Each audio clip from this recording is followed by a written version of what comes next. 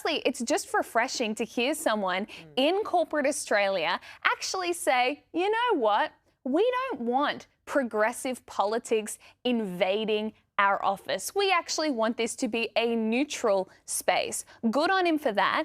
And he is right. When wokeness does start creeping into the corporate world, it does undermine team spirit because everything becomes a microaggression. Everything becomes offensive. Language has to be constantly policed. HR is on steroids. It's unpleasant to work at. So Ben Cleary, well done. I think there's one thing he's got wrong. That's that you must drink 4X. Oh, see, I thought it was supporting Queensland. Well, it is. I know that. For me. I know that's the point. But 4X is cat's piss. There's much better beers out there. It must be said.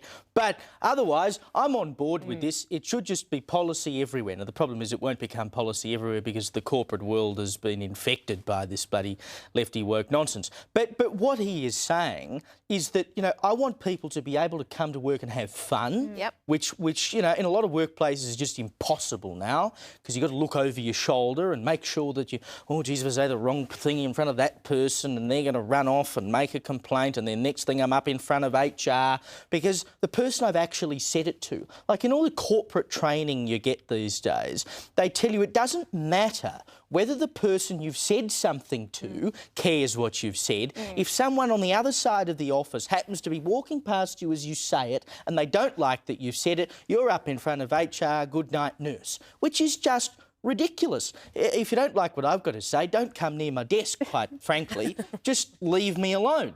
I think of the stuff that was being said when I started work 10 years ago in the newsroom, and a lot of what we were saying then, 10 years on now, you'd be strung up and shot if you said that. And I don't think that's necessarily a good thing. I mean, yes, there are certain things that we've weeded out, like sexual harassment, whatever. Fair enough. You shouldn't go around groping people, whatever. But there's a certain level of fun that I think, we've just thrown the baby out with the bathwater. And he's saying, let's just bring back a bit of that workplace culture. We have, and it's so sad. I remember at a previous workplace and I walked into a room and a colleague said, gee, don't you look nice? I mean, it's okay. You're allowed to say that someone looks nice. And the look on his face was shock horror that, oh my God, I've said something that could get me into trouble. And that is a really sad place to be within society, that you're nervous to give someone a compliment. But when I saw this and I thought, isn't it just so refreshing to see, to your point, Freya, that all he wants is to support Queensland, drink 4X, but not to be woke. And you compare it to last year, there was that story of someone who was applying for a job and there was on the drop-down menu of what gender you were and there were 33 different options. You'd see that and go running for the hills for a workplace like that. So it's nice to see that we're going to change that tide and bring fun back to the workplace and remove all this wokeness, cancel culture. I think everyone's just had enough. I know, and I wish did you watch Mad Men? Did you like Mad Men? I didn't watch Mad Men. Oh, no, have you watched Mad Men?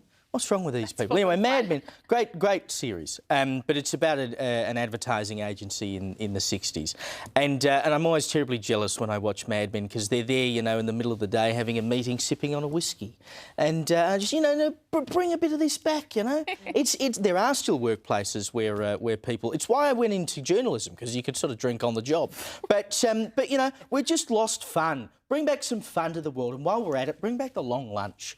I reckon because no one's in the office anymore. That's the problem. The long lunch is gone, the Friday after work drinks, none of that happens because everyone's working from home. Yeah, and there is a correlation, I reckon, between the degradation of Western civilization and the death of the long lunch. It's just a concurrent line with both. And people are too worried. If you socialise outside of the office, anything you say in that social environment can still be used against you in a professional workplace. And so people just go, why take the risk? Managers run for the hills, HR says you can't do it, and that's how corporate culture dies. The Riot Act that's always read to before the Christmas party. Oh, yeah. And I should note, though, that a lot of this, some of it is driven just by woke corporations, but a lot of it now is driven by the law.